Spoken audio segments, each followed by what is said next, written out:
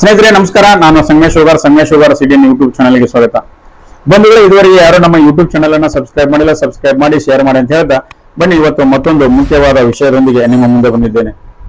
ಏನಪ್ಪಾ ಅಂತಂದ್ರೆ, ಬಂಧುಗಳೇ, ನೀವೆಲ್ಲ ದಿನನಿತ್ಯ ಅದನ್ನು ಉಪಯೋಗಿಸ್ತೀರಿ. ಆ ಒಂದು ಮೀಡಿಯಾ ಇರ್ಲಿಲ್ಲಪ್ಪ ಅಂತಂದ್ರೆ ಇವತ್ತು ಜಗತ್ತೇ ಏನೋ ಒಂದು ಸಂದಿಗ್ಧ ಪರಿಸ್ಥಿತಿಗೆ ಸಿಲುಕುತ್ತಾ ಅನ್ನೋ ಒಂದು ಪರಿಸ್ಥಿತಿಯಲ್ಲಿ ಆ ಒಂದು ಮೀಡಿಯಾ ಬಹಳಷ್ಟು ಪವರ್ಫುಲ್ ಆಗಿ ವರ್ಕ್ ಮಾಡ್ತಾ ಇದೆ.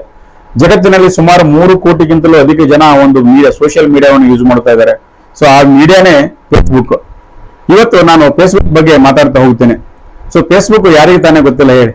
ಪ್ರತಿಯೊಬ್ಬರಿಗೂ ಕೂಡ ಈ ಫೇಸ್ಬುಕ್ ಬಗ್ಗೆ ಗೊತ್ತಿದೆ. ಜಗತ್ತಿನ ಸುಮಾರು 196ಕ್ಕೂ ಅಧಿಕ ರಾಷ್ಟ್ರಗಳಲ್ಲಿ ಕೂಡ ಈ ಫೇಸ್ಬುಕ್ ಅನ್ನ ಯೂಸ್ ಮಾಡ್ತಾ ಇದ್ದಾರೆ.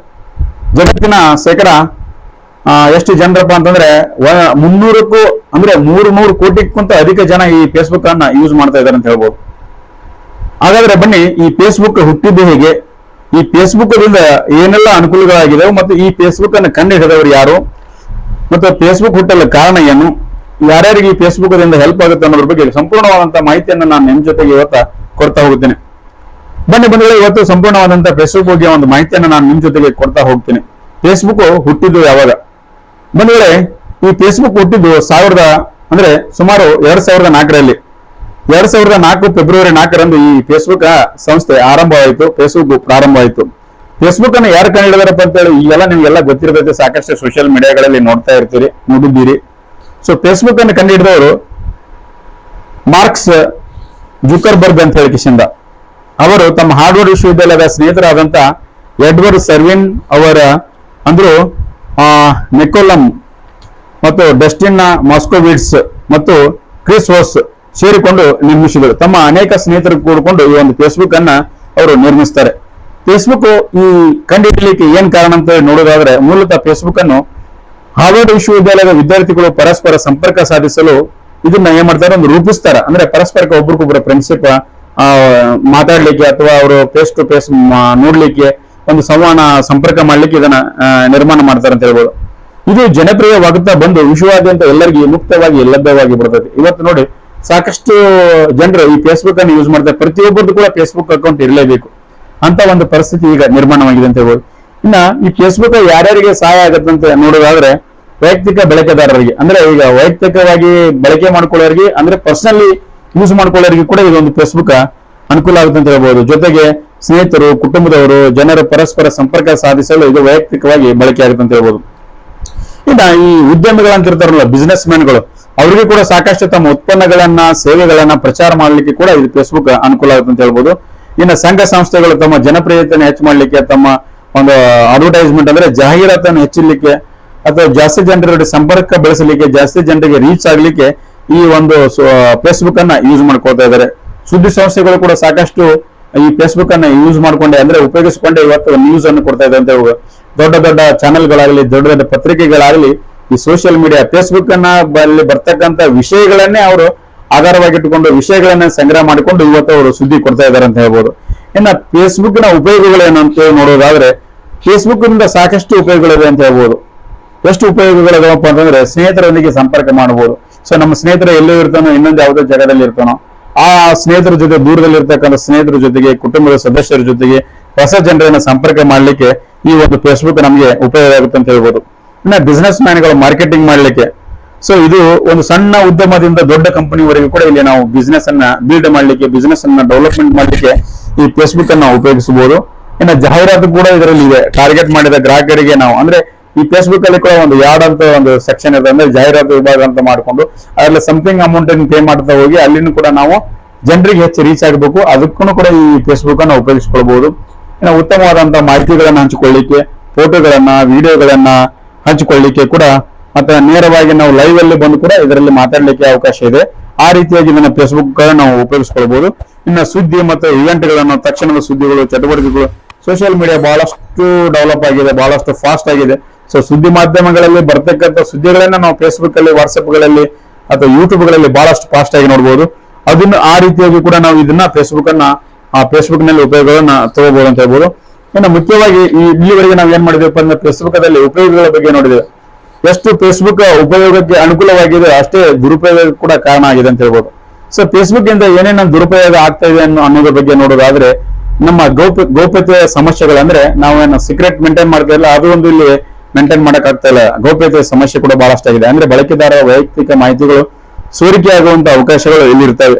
ಇನ್ನ ಮಿತಿ ಮೀರಿದ ಬಳಕೆ, ಬಹಳಷ್ಟು ಜನ ಹೆಚ್ಚು ಯೂಸ್ ಮಾಡೋದ್ರಿಂದ ಇಲ್ಲಿ ಸಮಯ ವ್ಯರ್ಥವಾಗುವಂತ ಒಂದು ಅವಕಾಶ ಇದೆ. ಅಂದ್ರೆ ನಮ್ಮ ಈ ಟೈಮ್ ಬಹಳಷ್ಟು ಜನ ನೋಡಿ, ಬಹಳಷ್ಟು ಜನರು ಏನ್ ಮಾಡ್ತಾರೆ, ಹೆಚ್ಚು ಫೇಸ್ಬುಕ್ ಅಲ್ಲೇ ಇರ್ತಾರೆ, ಸ್ಕ್ರೋಲ್ ಮಾಡ್ತಾನೆ ಇರ್ತಾರೆ, ಮೊಬೈಲ್ ಅಲ್ಲಿ ಹೋಗ್ತಾ ಇರ್ತಾರೆ, ಸ್ಕ್ರೋಲ್ ಮಾಡ್ತಾನೆ ಇರ್ತಾರೆ, ನೋಡ್ತಾ ಇರ್ತಾರೆ. ಯಾವುದೋ ಒಂದು ಚೆನ್ನಾಗಿ ವಿಡಿಯೋ ಕಾಣ್ತಾ ಅಥವಾ ಚೆನ್ನಾಗಿ ಫೋಟೋ ಕಾಣ್ತಾ ಸ್ವಲ್ಪ ಹೊತ್ತು ನೋಡ್ತಾರೆ, ಮತ್ತೆ ಸ್ಕ್ರೋಲ್ ಮಾಡ್ತಾರೆ, ಮತ್ತೆ ಹೋಗ್ತಾ ಇರ್ತಾರೆ. ಸೊ ಮಿತಿ ಮೀರಿದ ಬಳಕೆ ಜೊತೆಗೆ ತಪ್ಪು ಮಾಹಿತಿ ಏನಾಗ್ತಾ ಇದೆ ಅಂದ್ರೆ, ಸೋಷಿಯಲ್ ಮೀಡಿಯಾದಲ್ಲಿ ಅಂದ್ರೆ ಫೇಸ್ಬುಕ್ ಅಲ್ಲಿ ಬರ್ತಕ್ಕಂಥ ಎಲ್ಲಾ ವಿಷಯಗಳನ್ನು ಕರೆಕ್ಟ್ ಆಗಿ ಇರೋದಿಲ್ಲ, ಅಂದ್ರೆ ನಿಖರವಾಗಿ ಇರುವುದಿಲ್ಲ. ಕೆಲವೊಂದು ಕಡೆ ತಪ್ಪು ಸುದ್ದಿಗಳು ಬರ್ಬೋದು, ತಪ್ಪು ಫೋಟೋಗಳು ಬರ್ಬೋದು, ಅಥವಾ ಎಡಿಟ್ ಮಾಡಿ ಹಾಕ್ಬಹುದು, ವಿಡಿಯೋಗಳನ್ನ ಎಡಿಟ್ ಮಾಡಿ ಹಾಕ್ಬಹುದು. ತಪ್ಪು ಸಂದೇಶಗಳು, ತಪ್ಪು ಮಾಹಿತಿಗಳು ಕೂಡ ಬರುವಂತ ಒಂದು ಸುಳ್ಳು ಸುದ್ದಿ ಹರಡಿಕೆ ಅಂತ ಒಂದು ದುರುಪಯೋಗ ಆಗ್ಬೋದು. ಜೊತೆಗೆ ಸೈಬರ್ ಬಲಿ, ಏನಾಗಿರೋ ಇತ್ತೀಚಿನ ದಿನಗಳಲ್ಲಿ ನೋಡ್ತಾ ಇದೆ ನಾವು, ಈ ಸೋಷಿಯಲ್ ಮೀಡಿಯಾಗಳಲ್ಲಿ ಸಾಕಷ್ಟು ಸೈಬರ್ ಕ್ರೈಮ್ ಆಗ್ತಾನೆ ಇದೆ. ಸೋಷಿಯಲ್ ಮೀಡಿಯಾ ಬಹಳಷ್ಟು ದುರುಪಯೋಗ ಪಡಿಸ್ಕೊಳ್ತಾ ಇದ್ದಾರೆ ಸೈಬರ್ ಕ್ರೈಮ್. ಈ ತರ ಎಲ್ಲಿಂದೆಲ್ಲ ವಿಡಿಯೋ ಮಾಡ್ತಾರೆ, ಎಲ್ಲಿಂದ ಫೋನ್ ಮಾಡ್ತಾರೆ, ನಾ ಅಲ್ಲಿಂದ ಮಾತಾಡ್ತಾ ಇದ್ದೇನೆ, ನೀವು ಹಂಗ್ ಮಾಡಿದ್ರೆ ಹೆಂಗ್ ಮಾಡಿದ್ರೆ. ಸೊ ಸ್ನೇಹಿತರೆ, ಉದಾಹರಣೆ ನನಗೆ ಒಂದು ವಿಷಯ ಹೇಳ್ಬೇಕಪ್ಪ ಅಂತಂದ್ರೆ, ನಾನು ಇರೋದು ಒಂದು ಊರಲ್ಲಿ. ಸೊ ಅವರು ನನಗೆ ಮುಂಬೈಯಿಂದ ಫೋನ್ ಮಾಡಿಬಿಟ್ಟು ಹೇಳ್ತಾರೆ, ಸೊ ನೀವು ಏನ್ ಮಾಡ್ತಾ ಇದ್ದೀರಪ್ಪ ಅಂತಂದ್ರೆ, ನೀವು ಬಾಂಬೆಯಿಂದ ಅಬುದಾಬಿಗೆ ಡ್ರಗ್ಸ್ ಸ್ವಲ್ಪ ಏನೋ ಕೊರಿಯರ್ ಕಳಿಸಿದ್ರೆ, ಕೊರಿಯರ್ ಅಲ್ಲಿ ಪಾರ್ಸಲ್ ಆಗಿಲ್ಲ, ವಾಪಸ್ ಬಂದಿದೆ, ಅವರಲ್ಲಿ ಏನೋ ಅನ್ವಾಂಟೆಡ್ ಏನೋ ಪಾರ್ಸಲ್ ಮಾಡ್ತಾ ಇದ್ರಂತೆ. ನಾನು ಇರೋದೇ ಒಂದು ಹಳ್ಳಿ ಒಳಗೆ, ಅವ್ರು ಇರೋದೇ ನಾನು ಎಲ್ಲಿ ದುಬೈನ ನೋಡಿಲ್ಲ, ಮುಂಬೈನ ನೋಡಿಲ್ಲ. ನೀವು ಮಾಡ್ತಾ ಇದ್ದಾರೆ ಅಂದ್ರೆ ಈ ತರ ಮಾಡಿ ಯಾಮಾರಿಸಿ ನಮ್ಮ ಕಡೆಯಿಂದ ದುಡ್ಡು ಕಿತ್ಕೊಳ್ಳುವಂತ ಪ್ರಯತ್ನ ಕೂಡ ಮಾಡ್ತಾ ಇದ್ದಾರೆ. ಸೊ ಅಂತ ಒಂದು ಸಂದರ್ಭದಲ್ಲಿ ಕೂಡ ಈ ಒಂದು ಸೈಬರ್ಗೆ, ಅಂದ್ರೆ ಇದಕ್ಕೇನಂತಾರೆ ನಾವು ಡಿಜಿಟಲ್ ಸೈಬರ್ ಅಂತ ಹೇಳ್ತಾ ಇದ್ದಾರೆ, ಡಿಜಿಟಲ್ ಲಾಕ್ ಅಂತಿಲ್ಲ, ಅಂತ ಒಂದು ಸಂದರ್ಭದಲ್ಲಿ ಮಿಸ್ಯೂಸ್ ಆಗುವಂತ ಒಂದು ದುರುಪಯೋಗ ಆಗುವಂತ ಸಂದರ್ಭ ಕೂಡ ಇರ್ತದೆ. ಇನ್ನ ಡಾಟಾ ಹ್ಯಾಕಿಂಗ್, ವೈಯಕ್ತಿಕ ಮಾಹಿತಿಗಳನ್ನ ಅವ್ರು ಹ್ಯಾಕ್ ಮಾಡಿಬಿಟ್ಟು ಕದಿಯುವಂತ ಪ್ರಯತ್ನ ಕೂಡ ಈ ಫೇಸ್ಬುಕ್ ದಲ್ಲಿ ಆಗ್ತದೆ. ಇವಿಷ್ಟು ಫೇಸ್ಬುಕ್ ದಿಂದ ಆಗುವಂತ ದುರುಪಯೋಗಗಳು ಅಂತ ಹೇಳ್ಬೋದು. ಜಗತ್ತಿಗೆ ಇದರಿಂದ ಏನು ಲಾಭಪ್ಪ ಅಂತಂದ್ರೆ, ಫೇಸ್ಬುಕ್ ದಿಂದ ವಿಶ್ವ ಮಟ್ಟದಲ್ಲಿ ಸಂಪರ್ಕ ಹೆಚ್ಚಲಿಕ್ಕೆ ಫೇಸ್ಬುಕ್ ದಿಂದ ಸಾಧ್ಯ ಆಗುತ್ತೆ. ಉದ್ಯೋಗ ಮತ್ತು ಉದ್ಯಮಿಗಳಿಗೆ ಹೊಸ ಅವಕಾಶ ನೀಡಿದೆ. ಅಂದ್ರೆ ಹೊಸ ಉದ್ಯಮಿಗಳಿಗೆ ಮತ್ತು ಉದ್ಯೋಗದಾತರಿಗೆ ಒಂದು ಅವಕಾಶ ಸಿಕ್ಕಿದೆ. ಇದರಲ್ಲಿ ಸಾಕಷ್ಟು ಉದ್ಯೋಗಗಳು ಜನರೇಟ್ ಆಗಿದೆ ಅಂತ ಹೇಳ್ಬೋದು. ಸಣ್ಣ ಮತ್ತು ದೊಡ್ಡ ವ್ಯವಹಾರಗಳಿಗೆ ಪ್ರಚಾರ ಮಾಡುವ ಒಂದು ವೇದಿಕೆಯಾಗಿದೆ. ಸಣ್ಣ ಮತ್ತು ಚಿಕ್ಕದಾದಂತಹ ಮತ್ತು ದೊಡ್ಡದಾದಂತಹ ವ್ಯವಹಾರಗಳಿಗೆ, ಸಣ್ಣ ಪುಟ್ಟ ವ್ಯವಹಾರಗಳಿಗೆ ಇದು ಏನಾಗಿದೆ ಹೇಳ್ಬೋದು ಅಂದ್ರೆ ಒಂದು ವೇದಿಕೆಯಾಗಿದೆ ಅಂತ ಹೇಳ್ಬೋದು. ಇನ್ನ ನೋನಾಫಿಟ್ ಮತ್ತು ಸಮಾಜಮುಖಿ ಕಾರ್ಯಗಳಿಗೆ ದೊಡ್ಡ ಮಟ್ಟದಲ್ಲಿ ಜನರನ್ನು ತಲುಪಲು ಸಹಾಯಕವಾಗುತ್ತದೆ. ಯಾಕಂದ್ರೆ ನೋಡ್ಬೋದು, ಯಾವುದೇ ಒಂದು ಕಾರ್ಯಕ್ರಮದ ವಿಡಿಯೋವನ್ನು ನಾವು ಲೈವ್ ಆಗಿ ನೋಡಿದ್ರೆ ಅಂದ್ರೆ ಕೋಟ್ಯಾಂತರ ಜನ ಯಾವುದೇ ಮೂಲೆಯಲ್ಲಿದ್ರು ಕೂಡ, ಜಗತ್ತಿನ ಯಾವುದೇ ಮೂಲೆಯಲ್ಲಿದ್ರು ಕೂಡ ಈ ವಿಡಿಯೋನ ಅವರು ವೀಕ್ಷಣೆ ಮಾಡಬಹುದು. ಇನ್ನ ಫೇಸ್ಬುಕ್ನ ಇಷ್ಟೆಲ್ಲ ನೋಡಿದೆ ನಾವು. ಫೇಸ್ಬುಕ್ ಆರಂಭದಿಂದ ಹಿಡಿದು ಇಲ್ಲಿವರೆಗೆ ಬೇರೆ ಬೇರೆ ವಿಷಯಗಳನ್ನ ನೋಡ್ತಾ ಬಂದೇವೆ. ಹಾಗಾದ್ರೆ ಇಲ್ಲಿ ಪ್ರಶ್ನೆ ಬರೋದು ಏನಪ್ಪಾ ಅಂತಂದ್ರೆ, ಫೇಸ್ಬುಕ್ ದಿಂದ ಒಂದು ವಹಿವಾಟು, ವಾರ್ಷಿಕ ವಹಿವಾಟು ಎಷ್ಟು ಆಗುತ್ತೆ, ಎಷ್ಟು ಲಾಭ ಇದೆ ಫೇಸ್ಬುಕ್ ಗೆ ಅಂತ ನೋಡೋದಾದ್ರೆ, ಸ್ನೇಹಿತರೆ 2023ರ ಅಂಕಿಅಂಶಗಳ ಪ್ರಕಾರ ಫೇಸ್ಬುಕ್ನ ಪೋಷಕ ಕಂಪನಿ ಮೆಟಾ ವಾರ್ಷಿಕ ವಹಿವಾಟು ಅಂದಾಜು ಸುಮಾರು 9.7 ಲಕ್ಷ ಕೋಟಿಗಿಂತಲೂ ಹೆಚ್ಚಿದೆ ಅಂತ. ಎಷ್ಟಿದೆ ಅಂದ್ರೆ 9.7 ಲಕ್ಷ ಕೋಟಿಗಿಂತಲೂ ಇದರ ವಾರ್ಷಿಕ ವಹಿವಾಟ ಇದೆ ಅಂತ ಹೇಳ್ಬೋದು. ಅಂದ್ರೆ ಅಷ್ಟು ಲಾಭದಲ್ಲಿದೆ, ಅಷ್ಟು ಒಂದು ಟರ್ನ್ ಓವರ್ ಟ್ರಾನ್ಸಾಕ್ಷನ್ ಮಾಡುತ್ತೆ ಅಂತ ಹೇಳ್ಬೋದು.